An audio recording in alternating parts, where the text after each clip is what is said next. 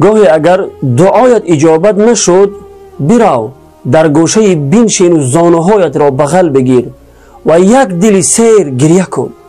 خوب گریه کن. شاید میان گریه هایت بگویی خدایا ببخش آن گناهانم را که دعایم را حبس کرده به تأخیر انداخته است.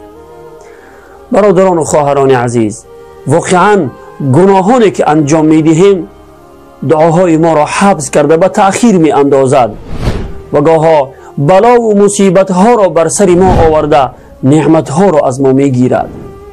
خدایا ما را توفیق توبه از تمام گناهان را نصیب فرما. آمین یا رب العالمین.